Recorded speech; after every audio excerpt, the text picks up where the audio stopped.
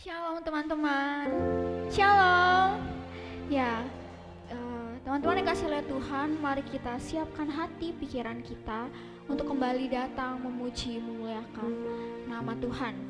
Mazmur 96 ayat 1 sampai 2 menyatakan, "Nyanyilah bagi Tuhan nyanyian baru. Bernyanyilah bagi Tuhan hai seluruh bumi. Bernyanyilah bagi Tuhan, pujilah namanya. Beritakan keselamatan daripadanya hari demi hari."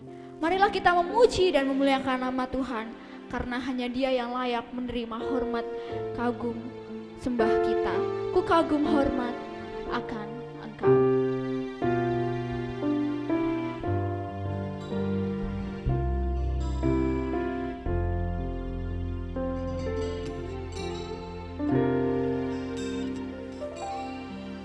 Sungguh indah tiada taranya, sungguh menakjubkan.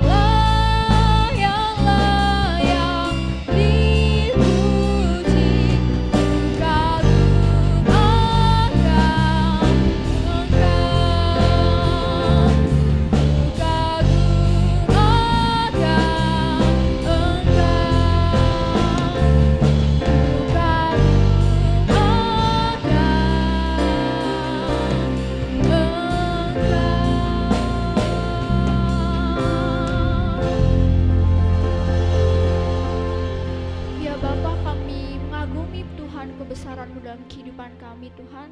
Oleh sebab itu Tuhan, kami pada hari ini menyatukan hati pikiran kami untuk sama-sama memuji memuliakan nama-Mu. Kiranya Tuhan Kau berkati jalannya ibadah dari awal, pertengahan, sampai akhirnya Tuhan. Kami menyerahkan Tuhan ibadah ini dalam tangan-Mu, hanya di dalam Tuhan Yesus kami sudah berdoa dan mengucap syukur. Haleluya.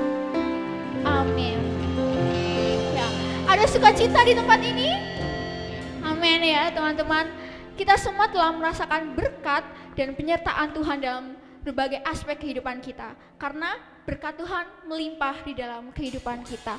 Aku diberkati.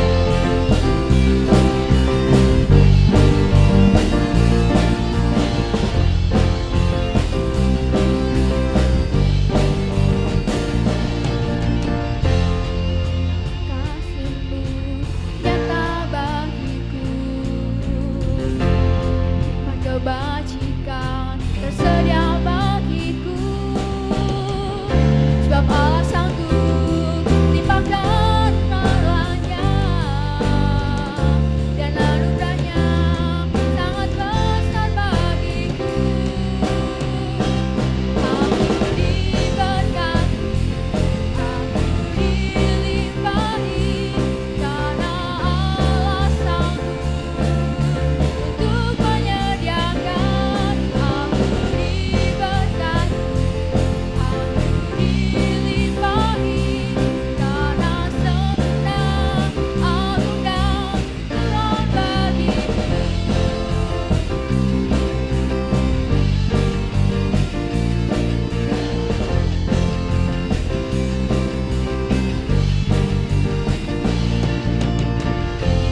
Kasih setiamu nyata bagiku, limpah kebajikan tersedia bagiku, sebab Allah sanggup limpahkan segalanya, dan anugerahnya sangat besar bagiku. Aku diberkati, aku dilimpahi, karena Allah sanggup untuk menyediakan. Aku diberkati, aku dilimpahi, karena sempurna anugerah Tuhan bagiku.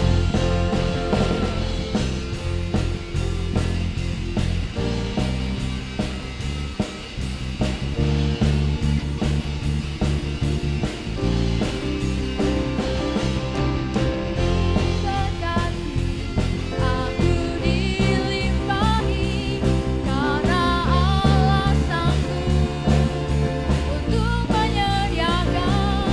Aku diberkati, aku dilimpahi, karena sempurna anugerah Tuhan bagiku, karena sempurna anugerah Tuhan bagiku, kata sempurna anugerah Tuhan bagiku.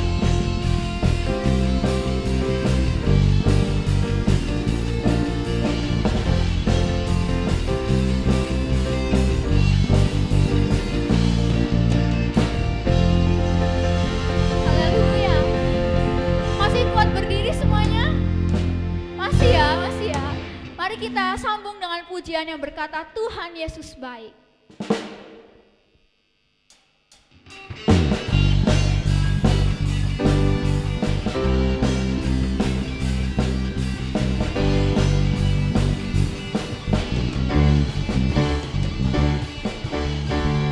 Tiada berkesudahan kasih setiamu Tuhan, selalu baru rahmat-Mu bagiku.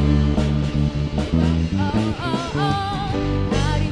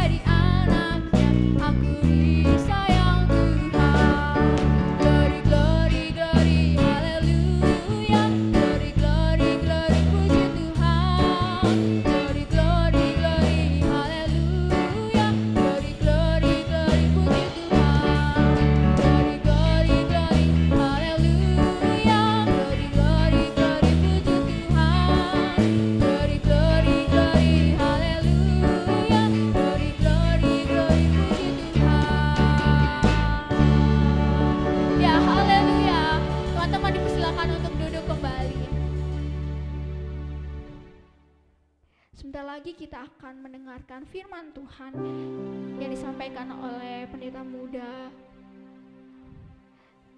ya, dan pendeta muda Petrus. Ya, sebentar kita akan mempersiapkan hati pikiran kita untuk mendengarkan firman Tuhan. Kita angkat satu pujian yang mengatakan Tuhan Yesus menunjukkan kasih setianya di dalam kehidupan setiap kita.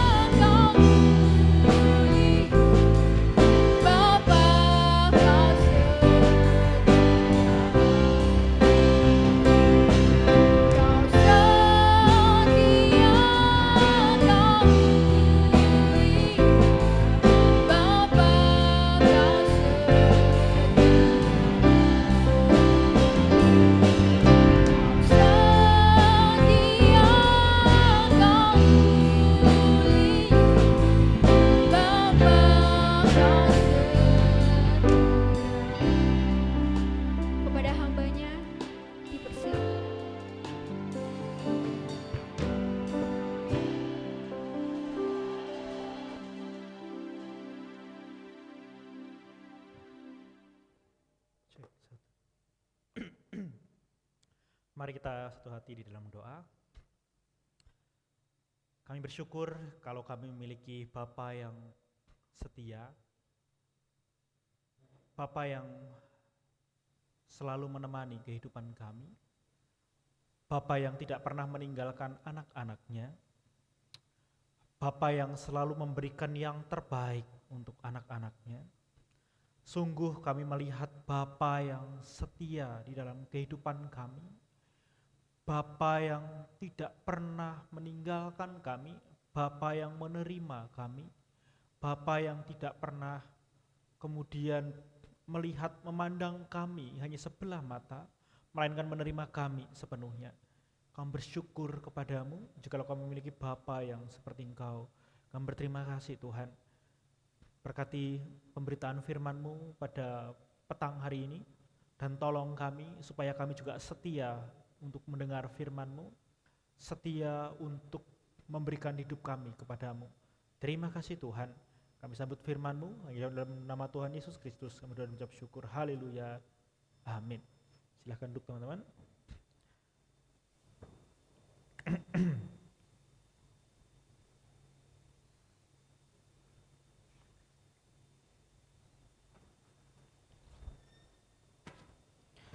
Oke, shalom teman-teman. Sekali lagi shalom.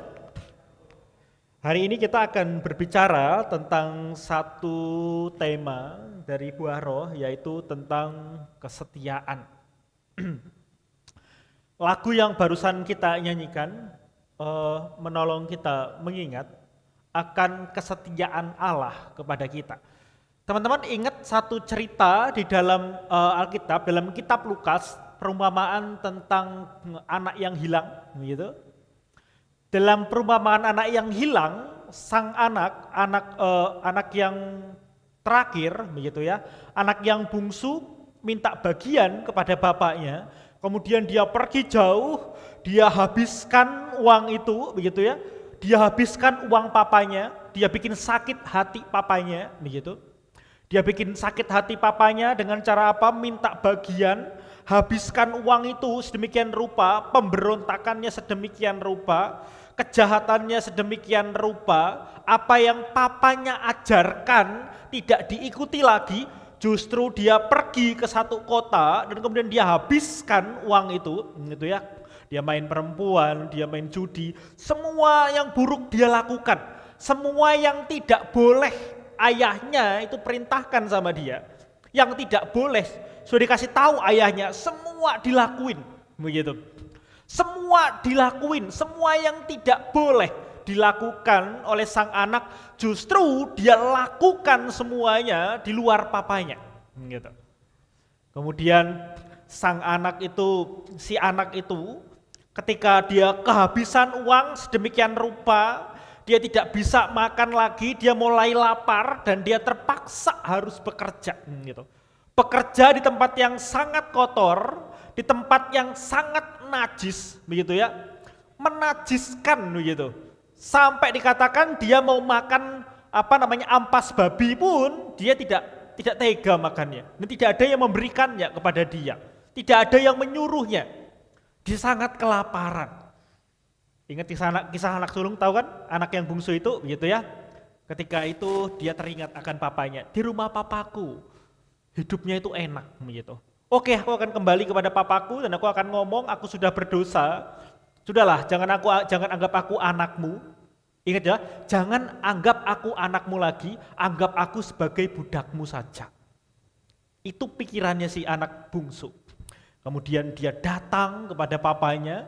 Ketika dari jauh papanya melihat si anak bungsu itu, kemudian papanya mendatangi anak itu, anak itu mendatangi papanya, kemudian papanya melihatnya dan papanya tetap menerimanya, teman-teman.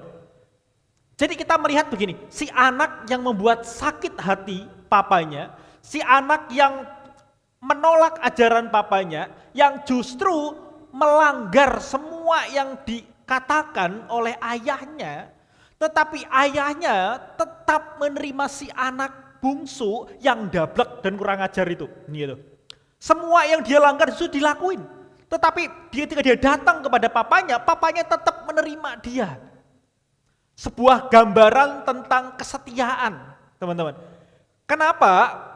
Karena ketika kita belajar tentang kesetiaan, begitu, maka definisi di dunia, begitu, kesetiaan itu adalah selalu melakukan apa yang baik. Kita pergi ke gereja, kita melakukan tidak membuat kesalahan, begitu. Tapi kita punya gambaran yang lain, kesetiaan dari si bapak kepada anaknya. Sekalipun anaknya itu melanggar apa yang dibilang papanya, sekalipun anak itu tidak setia kepada papanya, tapi papanya tetap setia. Kesetiaan saat seseorang itu tidak setia, gitu ya. Kesetiaan Allah itu tidak bergantung kepada kesetiaan si anak, ya kan? Ini adalah gambaran Allah dan kemudian umatnya. Jadi kesetiaan Allah itu tidak bergantung kepada kesetiaan kita. Teman-teman, kalau bergantung kepada kesetiaan kita, siapa yang setiap hari setia sama Tuhan? Nggak ada. Maka teman-teman, kalau kesetiaan Allah itu bergantung kepada kesetiaan manusia, maka manusia mati semua, gitu kan? Manusia binasa semua. Maka dikatakan bahwa Allah tetap setia kepada perjanjiannya. Dari awal, dari cerita Adam dan Hawa, dari cerita tentang Abraham, Allah yang setia tetaplah Allah yang setia, sekalipun umatnya tidak setia.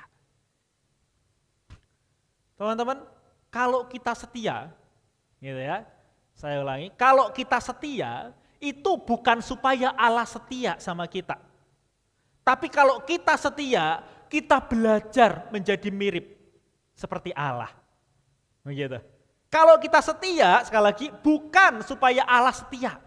Oh, aku mau setia sama Tuhan, supaya Tuhan nanti berkati aku. Oh, aku mau setia supaya nanti Tuhan kasih sesuatu sama aku. No, teman-teman. Kesetiaan kita tidak akan membuat Tuhan setia sama kita. Saya ulangi ya, kesetiaan kita tidak akan membuat Tuhan setia sama kita. Karena Tuhan sudah setia sama kita. Kalau kita setia sama Tuhan, kita belajar mirip seperti Allah yang setia. Itu adalah cara kita hidup. Kesetiaan Allah tidak bergantung kepada kesetiaan kita. Maka ketika si anak bungsu itu datang kepada papanya menerima dia. Papanya tidak pernah kemudian, oh kamu anak kurang ajar misalnya gitu ya, kamu nggak tak anggap anakku, tak coret dari kartu kakak, gitu ya, coret dari kakaknya begitu. Kamu udah nggak tak anggap anak lagi, kamu tak anggap budak saja begitu. Udah kamu keluar dari rumah, sudah nggak usah di sini lagi, anak nggak tahu diri, wah misalnya gitu. Enggak. Si bapak melihatnya, kemudian dengan menangis dia menyambut si anak itu, begitu. Dia menyambut si anak, kemudian anak itu datang, Bapak, aku sudah berdosa terhadap engkau dan terhadap surga, ampuni aku. Jadikanlah aku seperti upahanmu saja. Kemudian si ayah tetap memberikan status kepada si anak itu. Si anak itu tetap menjadi si anak bagi si papanya. Itu kesetiaan si ayah, adalah gambaran dari Allah. Maka kesetiaan Allah tidak diukur dari kesetiaan si anak. Si anak ndablek, tahu ndablek loh? Ndablek, si anak nggak mau setia sama papanya. Si anak justru menyakiti hati papanya, si anak justru membuat papanya sakit hati. Semua yang dilarang oleh si papa justru dilakuin sama si anak. Maka kalau kesetiaan Allah itu bergantung kepada kesetiaan si anak, maka si anak itu pantas untuk menjadi seorang budak. Karena haknya sudah diberikan kepada dia. Tetapi si Allah tetap mengasihi. Tapi Allah tetap mengasihi dia. Si gambaran si ayah tetap mengasihi si anak itu. Itulah gambaran Allah yang setia, teman-teman.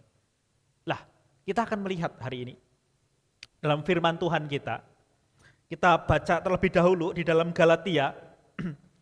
Galatia pasal yang kelima, ayat 22 sampai 23. Kita baca terlebih dahulu. Sekarang kita mau melihat kesetiaan itu yang ada di dalam diri Allah, bagaimana kesetiaan itu menjadi milik kita dalam diri kita. Ini penting teman-teman. Bagaimana kesetiaan Allah yang setia, kesetiaannya itu menjadi bagian dalam diri kita. Bagaimana caranya? Nah, kita akan melihat hari ini di dalam Galatia pasal yang kelima ayat 22 sampai 23. Sudah ketemu ya? Oh, ada di sana? Oh, tidak ada. Ada ya, oke. 22 dan 23, saya bacakan bagi kita semua. Tetapi buah roh ialah kasih, sukacita, damai sejahtera, kesabaran, kemurahan, kebaikan, kesetiaan, kelemah lembutan, penguasaan diri. Tidak ada hukum yang menentang hal-hal itu. Dan pada hari ini kita akan mempelajari satu bagian, yaitu kesetiaan, teman-teman. Kesetiaan. Lah, kesetiaan seperti tadi kita gambarkan, kita ketahui di awal, kesetiaan itu adalah milik Allah, kesetiaan yang tidak diukur dari kesetiaan kita. Maka hari ini kita akan melihat bagaimana itu menjadi milik kita. Kita akan melihat di dalam 3 bagian hari ini. Yang pertama kita akan melihat kesetiaan Allah di dalam Yesus Kristus. Yang kedua, begitu ya. Yang kedua, kita akan melihat bagaimana Roh Kudus menolong kita memiliki kesetiaan yang seperti itu. Dan yang ketiga, kita akan melihat aplikasinya bagi kita semua. Kita akan melihat bagian yang pertama di dalam kesetiaan Yesus Kristus. Saya mengajak teman-teman untuk melihat satu bagian kebenaran firman Tuhan.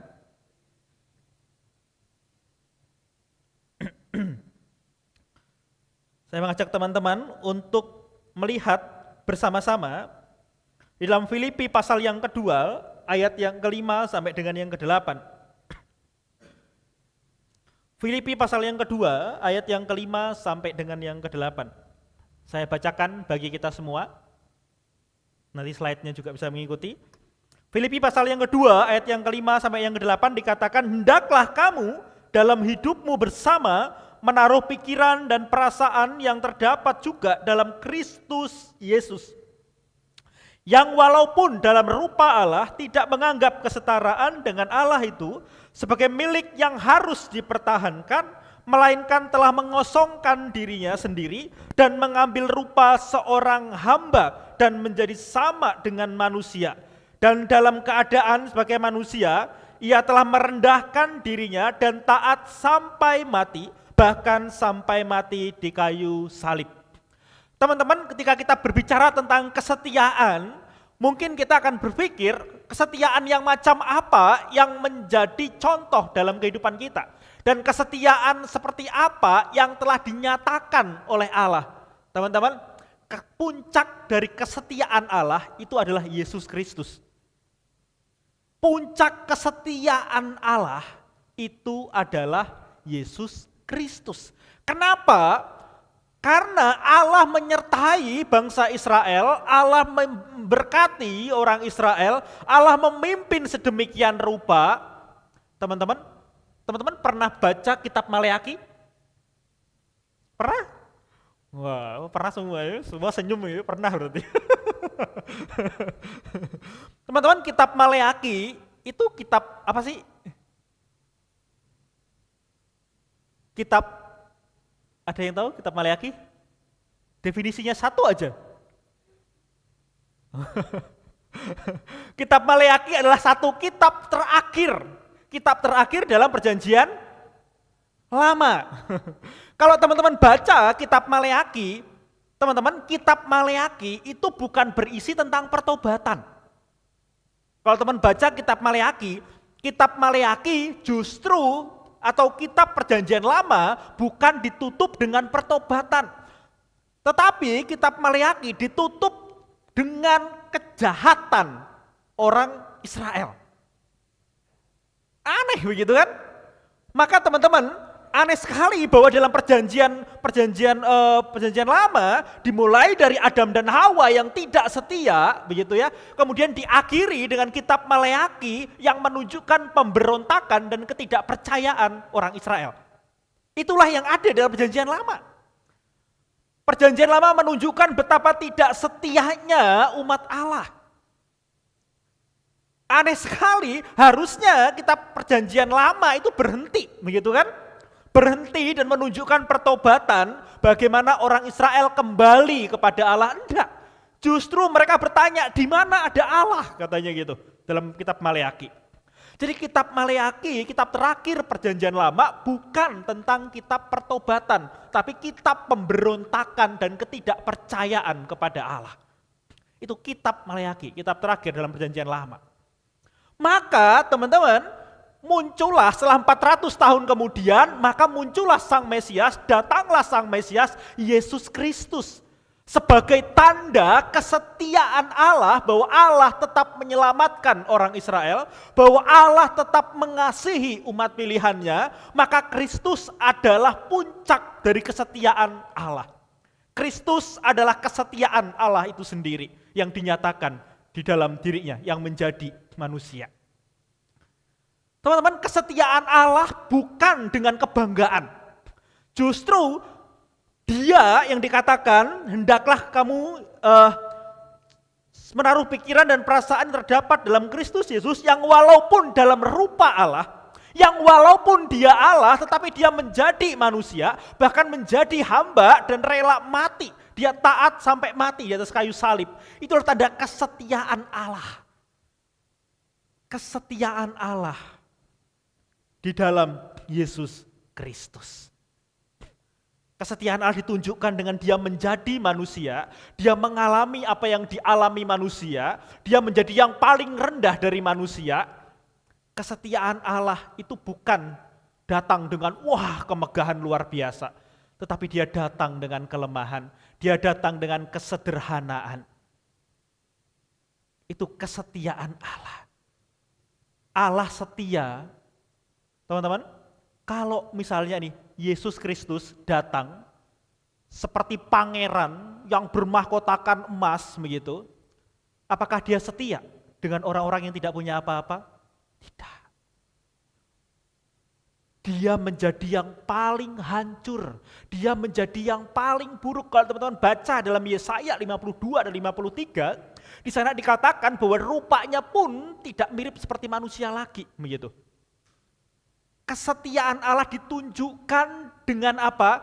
Siapapun yang pernah mengalami penderitaan, siapapun yang merasa buruk, siapapun yang merasa tidak berharga, Kristus menjadi yang paling tidak berharga. Kristus menjadi yang paling buruk. Supaya apa? Supaya penderitaan, supaya kehinaan Kristus menjadi kemuliaan bagi kita. Kita yang tidak berharga, Kristus rela menjadi yang lebih tidak berharga dari kita. Supaya kita yang tidak berharga menjadi berharga di dalam Kristus Yesus. Itulah kesetiaan Allah. Kesetiaan Allah bukan dengan kita ada susah payah, orang berdosa menderita, Kristus menjadi malaikat luar biasa begitu ya, yang kemudian memancar-mancarkan sinar. Enggak. Dengan Dia menjadi yang paling hina, itu adalah cara Dia menunjukkan kesetiaannya kepada kita. Dia setia kepada orang-orang yang hancur hatinya, Dia setia kepada orang-orang yang tidak dianggap, Dia setia kepada orang yang menganggap dirinya buruk, Dia setia kepada orang-orang yang bahkan tidak disukai oleh orang lain. Dia menjadi yang paling hina, supaya kita yang merasa diri hina menerima kemuliaan di dalam Yesus Kristus. Itulah kesetiaan Allah di dalam Yesus Kristus. Yang walaupun dalam rupa Allah tidak menganggapnya menjadi kesetaraan, tetapi Dia mengambil rupa seorang hamba dan setia sampai dengan akhir. Teman-teman, saya mau tunjukkan kesetiaan Tuhan. Ketika Kristus bangkit dan orang mati, teman-teman ingat apa yang dikatakan kepada Thomas? Disuruh apa Thomas? Ada yang tahu? Disuruh mencucukkan tangannya kan? Di mananya? Di tangannya. Teman-teman, ketika Kristus bangkit, lukanya masih ada enggak? Masih ada. Ya kan? Luka itu tidak dihilangkan, teman-teman. Kristus bisa menghilangkan. Apalah arti luka, iya kan?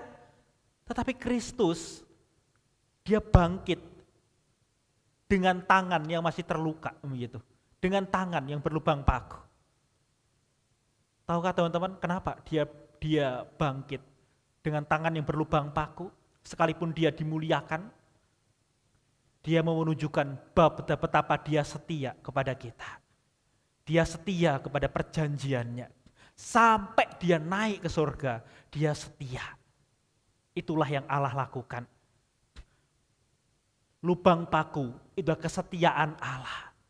Sampai dia naik ke surga, lubang paku itu masih ada.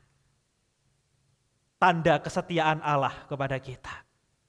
Allah tidak pernah mengingkari janjinya. Kristuslah tanda kesetiaan Allah. Kristuslah kesetiaan Allah itu. Dia tidak pernah mengingkari janjinya. Dia tetap membawa luka itu, bahkan ketika naik ke surga. Itulah dasar kenapa kita percaya kepada Tuhan.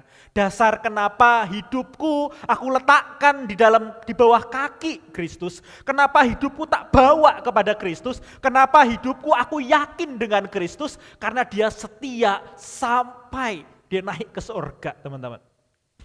Bukan hanya ketika dia mati atas kayu salib. Tapi bahkan dia naik ke surga, dia setia. Itulah yang dilakukan oleh Yesus Kristus kepada kita.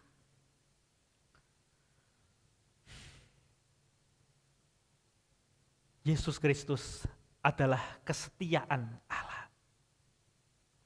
Tadi kalau kita melihat bahwa Bapa adalah Bapa yang setia, sekalipun anak bungsu itu bahasa Jermannya brengsek gitu ya, jahat sekali, tetapi Bapa tetap menerimanya.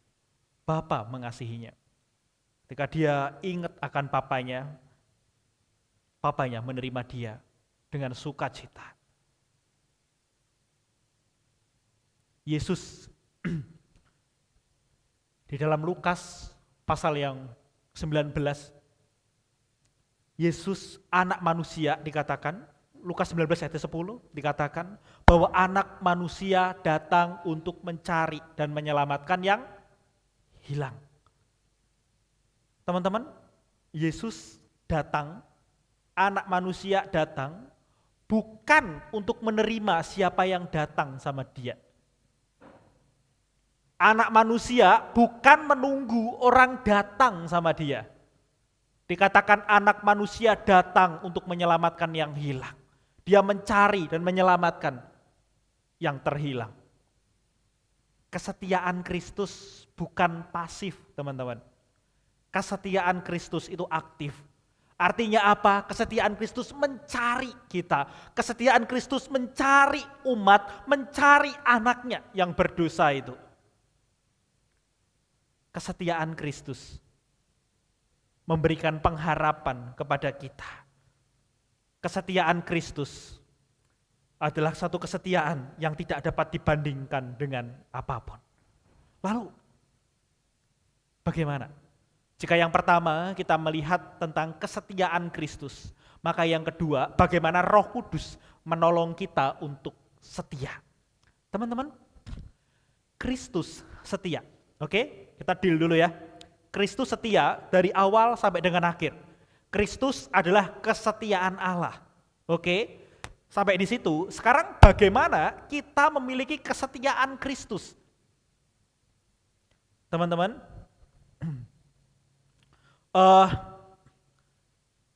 kesetiaan Kristus menjadi milik kita, gitu. Itu di dalam pertolongan Roh Kudus. Maka teman-teman ada yang namanya buah roh. Buah roh yang berbicara tentang kesetiaan supaya apa? Supaya kita memiliki kesetiaan Kristus. Kesetiaan Kristus itu apa? Yaitu kesetiaan dari awal sampai dengan akhir, kesetiaan dia untuk terus mengasihi kita. Dia setia, teman-teman, dia setia, dia tidak pernah mengingkari janjinya, bahkan dia naik ke surga pun dia tetap setia. Teman-teman, kesetiaan tidak mudah, teman-teman. Teman-teman pernah dengar lagu judulnya Blessing? penyanyinya Laura, kalau teman-teman mencari judulnya Blessing begitu. Judul Blessing itu satu kali si Laura atau Laura Story biasanya di albumnya begitu. Eh, Laura dan suaminya, mereka adalah seorang pelayan Tuhan yang setia. Mereka dua orang pelayan yang setia sama Tuhan. Satu kali teman-teman, gini, satu kali suaminya itu terkena kanker otak begitu. Tumor atau kanker otak. Si keluarga ini kaget sekali. Kenapa? Dia orang yang setia sama Tuhan. Dia orang yang setia sama Tuhan, dia orang yang melayani Tuhan. Tetapi suaminya harus menderita namanya kanker otak begitu. Singkat cerita mereka bergumul sama Tuhan, dia berdoa sama Tuhan, dia berdoa sama Tuhan. Menurut teman-teman sembuh nggak? Hah? Sembuh? Tidak. Tidak sembuh teman-teman. Tidak sembuh. Kemudian ketika suami tetap tidak sembuh, Laura mulai merenung gitu. Mulai merenung. Terus kemudian dia menulis dalam satu lagu renungannya,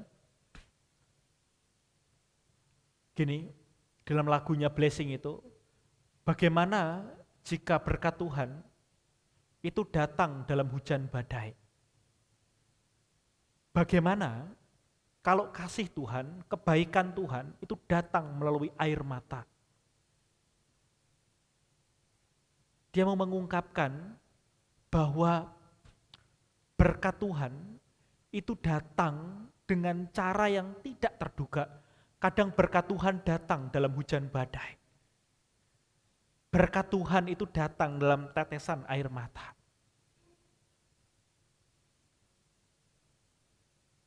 Ketika kita berseru, Tuhan, kenapa aku harus menderita seperti ini?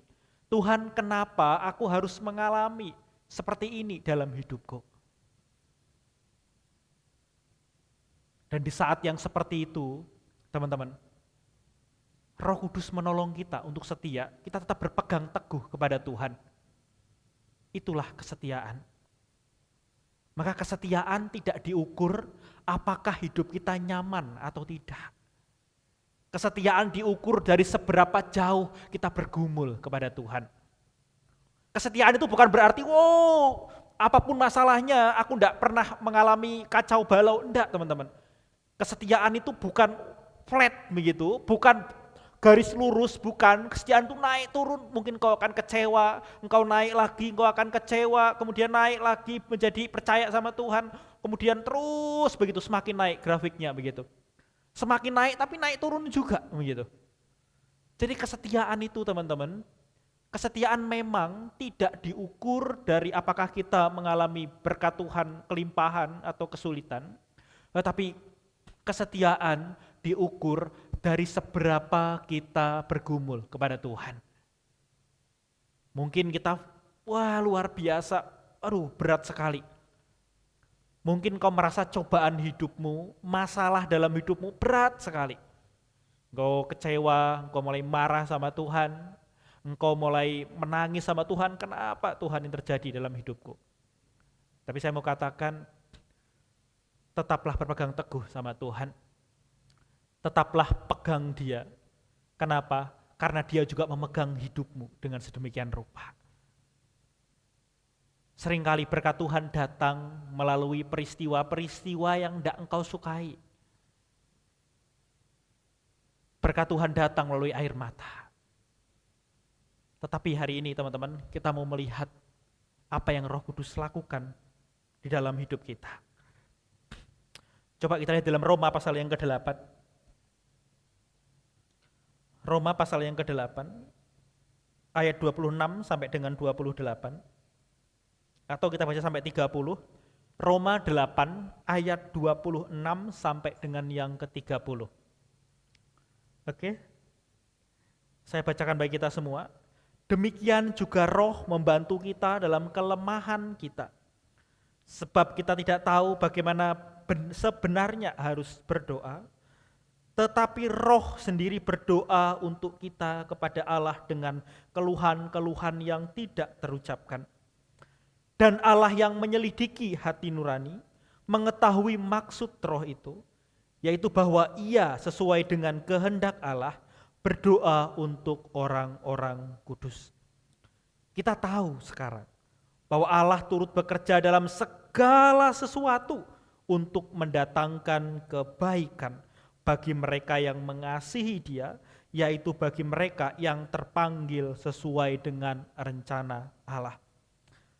Sebab semua orang yang dipilihnya dari semula, mereka juga ditentukannya dari semula untuk menjadi serupa dengan gambaran anaknya, supaya ia, anaknya itu, menjadi yang sulung di antara banyak saudara.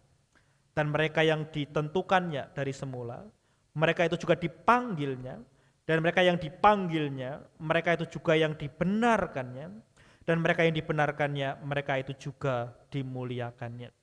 Teman-teman, Roh Kudus menolong kita di dalam kelemahan kita saat kita tidak tahu bagaimana harus berdoa.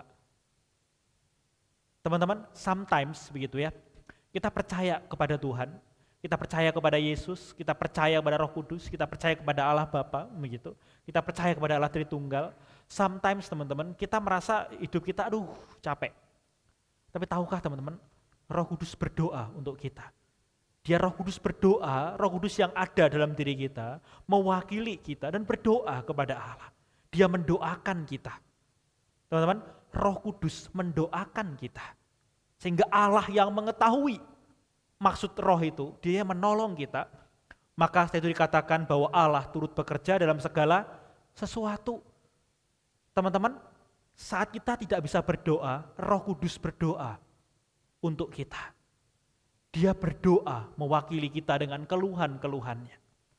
Sehingga Allah itu menolong kita. Kadang-kadang kita mikir ya, aku enggak berdoa tuh. Tapi Tuhan tetap tolong aku. Teman-teman, Roh Kuduslah yang berdoa untuk teman-teman.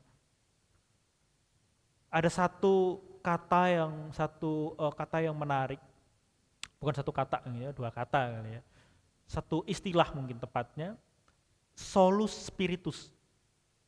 Solus itu artinya hanya, begitu. Spiritus itu artinya Roh Kudus. Kayak soli deo gloria, begitu. Soli itu hanya, kemuliaan hanya bagi Allah. Solus spiritus artinya hanya karena Roh Kudus. Maka teman-teman, kenapa buah roh itu salah satunya adalah kesetiaan? Karena teman-teman, kita tidak mungkin setia tanpa Roh Kudus. Roh Kuduslah yang menolong kita. Teman-teman sadar atau tidak sadar, Roh Kuduslah yang menolong orang-orang pilihannya untuk tetap setia kepada Tuhan. Mungkin kita berkata, enggak Kak, aku belajar setia kepada Tuhan, aku beribadah kepada Tuhan, aku pelayanan untuk Tuhan. Teman-teman, enggak teman-teman. Roh Kuduslah yang menolongmu untuk setia. Kesetiaan itu bukan hasil dari kita. Kesetiaan yang sejati itu adalah buah roh di dalam diri kita. Roh Kuduslah yang menolong kita untuk tetap percaya kepada Tuhan. Sekalipun apa yang kita harapkan belum tentu kita dapatkan. Sekalipun hidup kita terasa sulit, sekalipun apa yang kita usahakan tidak berhasil, teman-teman, Roh Kuduslah yang terus berdoa bagi kita. Memohonkan kepada Allah supaya kita dikuatkan, supaya kita diberkati, supaya kita tetap setia kepada Tuhan. Itulah karya Roh Kudus. Maka dikatakan karya Roh Kudus itu bahwa Allah turut bekerja dalam segala sesuatu untuk mendatangkan kebaikan bagi mereka yang percaya, bagi mereka yang telah dipilihnya dari semula. So teman-teman, kesetiaan itu adalah karya Roh Kudus. Dia membuat kita menjadi setia seperti Kristus yang adalah setia. Diludahi, dia dicaci maki oleh orang yang ditebusnya sendiri. Teman-teman, nih, kayak gini nih. Misalnya Wisnu gitu. Wisnu berhutang sama si Efras gitu, 1 triliun gitu ya. Misal gitu. Cari yang banyak, ya nggak bisa bayar kan begitu. Enggak, bukan itu dimana sukses nanti kan. Misalnya gitu ya, si Wisnu utang 1 triliun sama Evras begitu, nggak bisa bayar. Terus saya yang bayar begitu. Waktu saya bayar pada Evras, itu si Wisnu cambukin saya tuh, pukulin saya begitu, ludahin saya begitu. Kayak gitulah gambaran Kristus, kesetiaan Kristus. Dia yang bayar malah diludahin, coba. Dia yang membayar dosa kita, diludahin, dicambuk, dihina, entah diinjek, entah diapain begitu, ngeri sekali. Sama kayak saya bayar utangnya Wisnu hajar saya habis-habisan begitu. Karena aku bisa bilang, kurang ajar lu, gak tahu diri, gitu kan. Kan gampang ngomong begitu kan? Enggak. Kristus bilang apa? Ampunilah dia, sebab dia tidak tahu apa yang mereka perbuat. Itu kan? Dia malah berdoa begitu. Dia yang sudah membayar hutangnya, masih dipukulin, masih bilang ampunilah dia. Dia tidak tahu apa yang dia perbuat. Dikasihi, diampuni, dibayarin utangnya, malah kayak gitu tuh. Seperti itulah kasih Tuhan kepada kita. Kita ini adalah orang-orang yang mencambuk Kristus. Kita adalah orang-orang yang memukuli Kristus. Seperti itulah gambaran kita. Tapi Kristus tetap berkata, ampunilah mereka. Itulah kesetiaan Allah. Kesetiaan Allah tidak diukur dari seberapa baik kita. Kesetiaan Allah itu hanya berdasarkan kasih-Nya.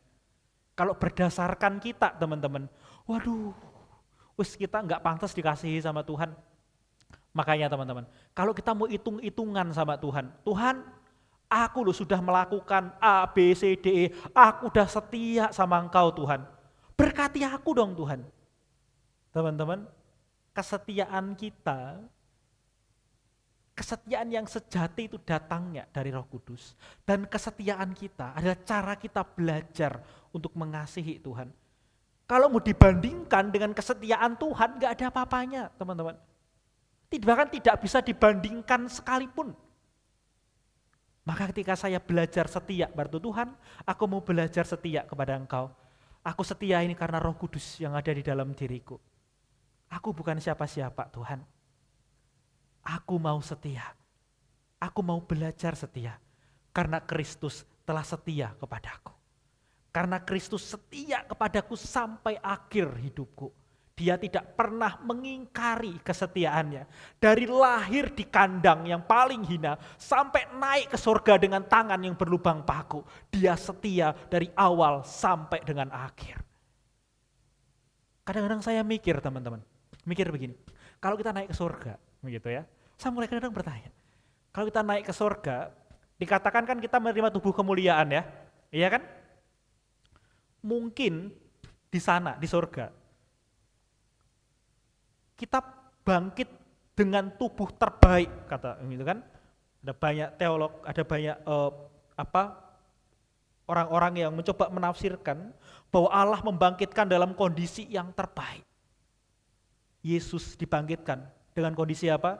Tangan yang berlubang paku. Ya kan? Yesus dibangkitkan naik ke surga dengan tangan yang berlubang paku.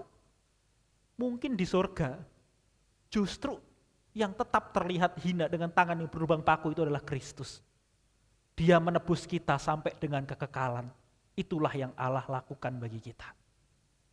Teman-teman, kalau kita dibenarkan masuk ke surga, kita dibenarkan oleh Dia yang rela menjadi hina supaya kita dibenarkan. Kalau kita naik ke surga, kita bisa masuk ke surga, itu bukan perbuatan baikmu. Lihatlah, kalau nanti misalnya begitu ya, ya kita percayalah, bukan misalnya sih Kak begitu. Kita percaya kalau kita naik ke surga, Tuhan angkat kita ke surga. Saya pengen lihat tangan yang berlubang paku itu, kesetiaan Allah. Mungkin saya berkata, Tuhan, tanganku mulus begitu. Dan saya melihat tangan Kristus yang berlubang paku. Itulah kesetiaan Allah. Bukan karena kebaikan kita. Teman-teman, kesetiaan kita untuk melayani Tuhan, jangan pernah melihat siapapun, lihatlah kepada Kristus yang telah setia kepadamu terlebih dahulu. Kesetiaanmu tidak diukur dari apakah gereja itu besar atau kecil. Kesetiaanmu diukur dari seberapa jauh kamu mengerti kesetiaan Tuhan. Semakin kau mengerti kesetiaan Tuhan, semakin kau akan belajar setia. Apakah Tuhan setia dengan bait suci yang besar itu? Begitu? Enggak, teman-teman. Apakah Kristus datang menjadi pelayan bait suci yang megah? Wow. Yang Yesus dikatakan 3 hari akan dirobohkan, aku akan membangunnya. Dan orang-orang Yahudi bilang, aneh kamu, bangunan sebesar ini butuh bertahun-tahun kamu membangunnya. Bangunan yang begitu besar. Tuhan bukan setia kepada bangunan yang megah itu. Setia menjadi pelayan bangunan yang megah itu. Enggak, teman-teman. Tuhan setia dengan cara menunjukkan dia yang paling lemah. Dia yang terendah dari yang lain. Itu adalah kesetiaan Tuhan. So, kesetiaan Tuhan tidak diukur dari kemegahan bait suci. Kesetiaan Tuhan diukur dari kasih setia Tuhan itu sendiri yang tidak pernah berubah dalam hidupmu. So, sekali lagi teman-teman, kesetiaan itu adalah buah roh. Roh Kuduslah yang akan menolong kita menjadi setia. Berdasarkan apa? Berdasarkan kesetiaan Kristus. Kesetiaan Allah. So, kita lihat ya. Allah Bapa, gambaran Allah yang selalu membuka kedua tangannya untuk setiap anaknya yang datang. Bahkan Yesus mengatakan, aku mencari dan menyelamatkan yang hilang. Kesetiaan Allah Bapa, kesetiaan Allah Anak sampai mati di atas kayu salib, naik ke surga dengan tangan yang berlubang paku. Dan kesetiaan Roh Kudus yang terus berdoa bagi kita. Terus menolong kita, orang-orang pilihannya. Inilah kesetiaan Allah yang tidak pernah berubah dari kekal sampai dengan kekal. Maka teman-teman, mari kita letakkan hidup kita dalam kesetiaan Tuhan. Letakkan hidupmu dalam kesetiaan Tuhan. Tuhan, aku mau melakukan A dan B. Tuhan, aku menjalani hidupku yang tidak selalu mudah. Gitu. Mungkin teman-teman tidak berhasil di dalam pekerjaan. Mungkin teman-teman masih berusaha mencari pekerjaan. Mungkin teman-teman melakukan begitu banyak usaha untuk menjadi yang terbaik. Dan kadang-kadang teman-teman menjadi lelah dengan apa yang teman-teman alami. Mulai bertanya, Tuhan, di mana kesetiaanmu? Teman-teman, ketika engkau bertanya, Tuhan, di mana kesetiaanmu? Di sana. Di atas kayu salib, kesetiaan Tuhan ditunjukkan kepadamu. Di mahkota duri. Ini mahkotanya berbunga, bukan berduri. Ya. Di mahkota duri, kesetiaan Tuhan dinyatakan kepadamu. Dia bukan bermahkotakan emas, tapi bermahkotakan duri. Jika engkau bertanya, Tuhan, kesetiaanmu di mana? Di atas kayu salib.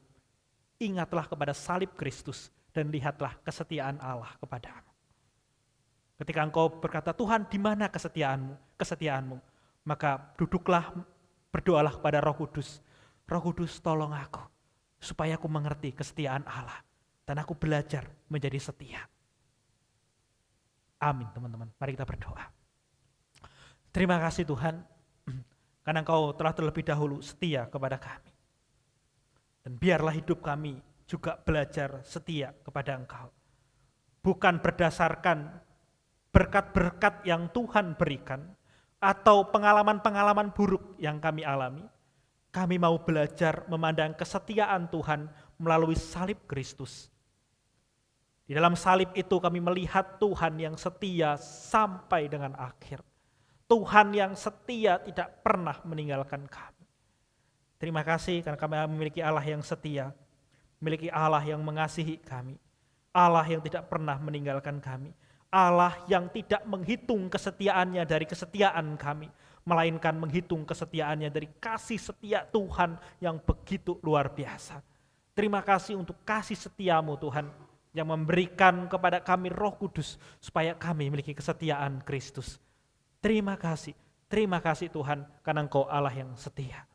Biarlah hidup kami adalah hidup yang setia. Dimanapun kami berada, apapun pelayanan kami, dimanapun Tuhan tempatkan kami, biarlah kami setia kepada Tuhan. Terima kasih Tuhan, terima kasih. Inilah hidup kami. Kami serahkan ke dalam tangan-Mu, pimpinlah kami menjadi pribadi yang setia sampai dengan akhir hidup kami. Hanya demi nama Tuhan Yesus Kristus, kami berdoa dan mengucap syukur. Haleluya. Amin.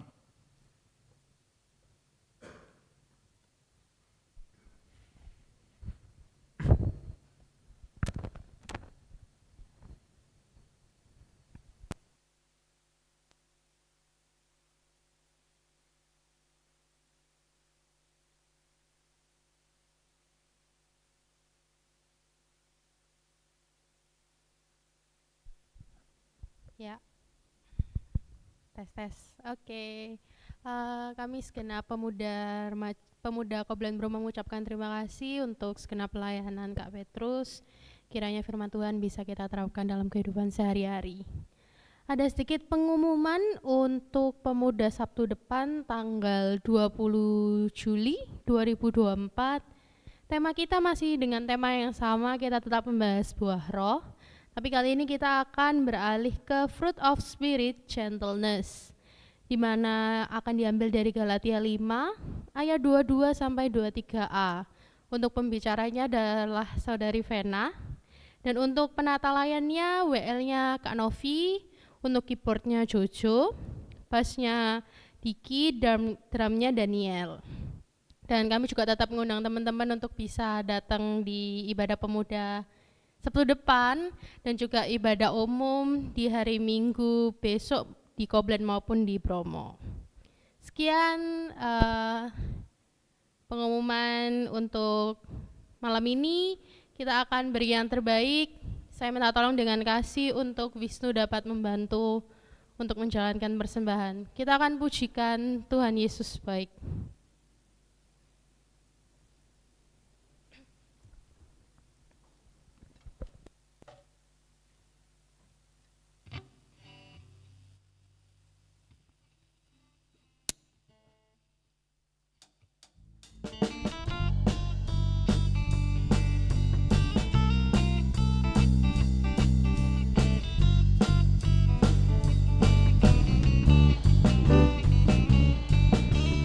Tiada berkesudahan setiamu Tuhan, selalu baru rahmat-Mu bagiku. Hari berganti hari, tetap kulihat kasih-Mu, tak pernah berakhir di hidupku. Tuhan Yesus baik, sungguh amat baik, untuk selama-lamanya. Tuhan Yesus baik,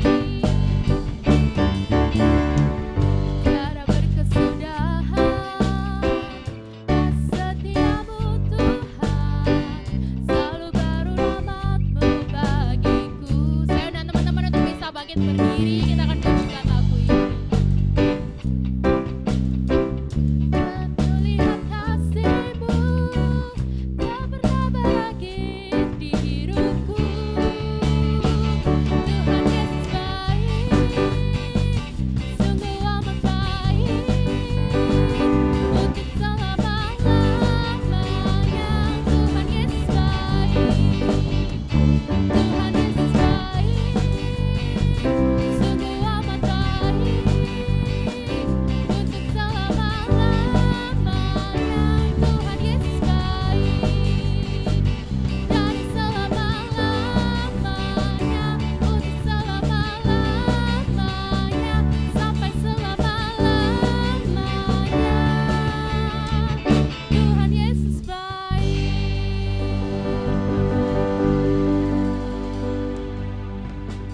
Untuk doa persembahan dan doa penutup, saya mau dengan kasih untuk Ibu Pendeta Susi Raspati bisa membawa dalam doa.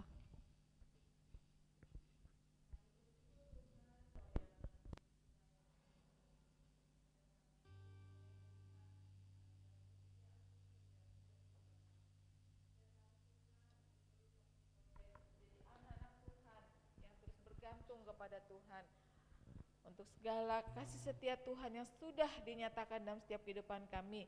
Kami tahu Tuhan bahwa dalam kehidupan kami juga boleh belajar daripada kesetiaan Tuhan yang sudah Engkau nyatakan dalam kehidupan kami. Engkau yang mengasihi kami, Engkau yang mengampuni kami, Engkau yang menunggu kami supaya kami boleh kembali di dalam kasih Tuhan. Kami boleh hidup di dalam pengenalan kami akan Tuhan. Sekalipun kami mungkin lama Tuhan menjauhkan hidup kami kepada Tuhan, tapi biarlah kebenaran firman Tuhan terus boleh ingatkan kami, supaya kami terus Tuhan mendekatkan diri kami kepada Tuhan. Karena Engkau dengan segala kesetiaan-Mu Tuhan menanti kami untuk boleh kembali kepada Tuhan. Tuhan akan menolong kami semua, mampukan kami sebagai kaum muda-Mu Tuhan, untuk terus boleh berjalan seturut dengan kebenaran firman Tuhan. Makasih Bapa, biarlah pada sore hari ini Tuhan juga akan menolong setiap kami semua yang sudah datang mendengarkan firman Tuhan. Juga hamba-Mu Kak Petrus yang sudah menyampaikan firman Tuhan, Tuhan juga berkati hamba-Mu lebih lanjut. Makasih Tuhan, kalau besok juga ada perjamuan kudus, Tuhan juga akan kumpulkan kami sehingga kami boleh dipersiapkan untuk boleh menerima tubuh dan darah Tuhan. Tuhan memberkati ibadah raya kami besok, Tuhan yang akan hadir dan memberikan pertolongan. Terima kasih Bapa, terpuji nama Tuhan. Demikian juga persembahan yang sudah kami bawa, kiranya setiap rupiah ini boleh dipakai menjadi alat bagi kemuliaan dan perkembangan akan pekerjaan Tuhan di gereja-Mu tempat ini. Terima kasih Bapa, kami percaya Tuhan menyertai kami jikalau kami kembali pulang ke rumah kami masing-masing. Kami percaya penyertaan, berkat dan pertolongan Tuhan limpah bagi kami semua. Di dalam nama Tuhan Yesus kami berdoa. Amin.